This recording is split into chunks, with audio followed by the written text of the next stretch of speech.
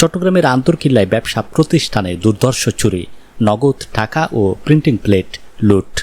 চট্টগ্রাম নগরীর আন্তর্কিল্লা এলাকার একটি প্রিন্টিং প্রতিষ্ঠানে দুর্ধর্ষ চুরির ঘটনা ঘটেছে।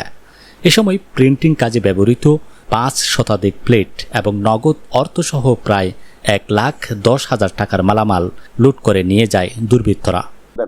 কারণ এইভাবে যদি মার্কেটে কয়েকদিন আগে চুরি হয়েছে উপরে, এর আগে চুরি হয়েছে ওখানে, এর আগে উঁচু হচ্ছে আমার পাশের দোকানের যে কয়েল আছে, মানে তারের কয়েল সহ চুরি করে নিয়ে গেছে। তো এইভাবে যদি প্রতিনিয়ত এই মার্কেটে চুরি হইতে থাকে তাহলে আমরা কিভাবে ব্যবসা করব? কারণ এইভাবে যদি আমাদের হয় তাহলে আমরা তো ব্যবসা বাণিজ্য করতে পারবো না। আর বিশেষ করে এখানে আমার আজকে যে ডকুমেন্টগুলো নিয়ে গেছে, এগুলো ফাইল টাইল এখান থেকে বের করে সবগুলো, এই যে চেক বই টই এগুলো সব ডকুমেন্ট সহ নিয়ে গেছে। আমার ইনকাম ট্যাক্সের ডকুমেন্ট ওখানে অনেক কিছু ছিল, আমার এই জিনিসগুলো সহ আজকে নিয়ে গেছে।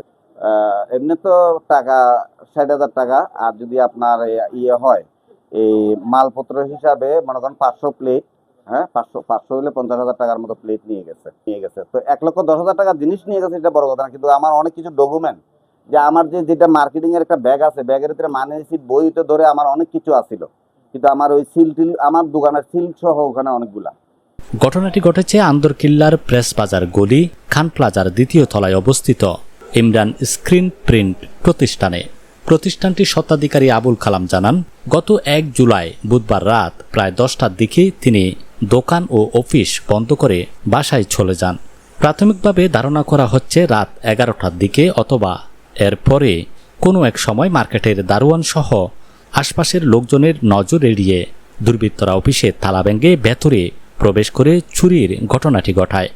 তার দাবি, চোর বা চোরের দল প্রিন্টিং কাজে ব্যবহৃত 500টিরও বেশি প্লেট, 60,000 টাকা নগদ অর্থ এবং অন্যান্য মালামাল নিয়ে যায়।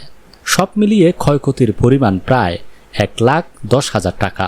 স্থানীয় সূত্রে জানা গেছে, এর আগেও একই মার্কেটে একাধিকবার চুরির ঘটনা ঘটেছে, ফলে ব্যবসায়ীদের মধ্যে নিরাপত্তা নিয়ে উদ্বেগ দেখা দিয়েছে।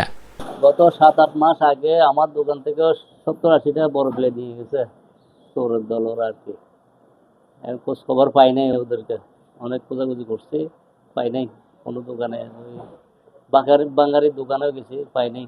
এখন এই ব্যাপারে আসলে আমি জমিদারের কাছে গেছিলাম, আমি বললাম যে এরকম ব্যাপার, আমি একটা জিডি করতে চাচ্ছি। তো জমিদার আবার বললো যে না, জিডি করার দরকার নাই। তো আমি জিডি না করলে এখন আমি মনে করেন যে এটা কি করব। তবে এ ঘটনায় সংবাদ লেখা পর্যন্ত ভুক্তভোগী আবুল কালাম থানায় কোনো লিখিত অভিযোগ দায়ের করেননি বলে জানিয়েছেন। শহীদুল আলম, চাটগাঁর মিডিয়া।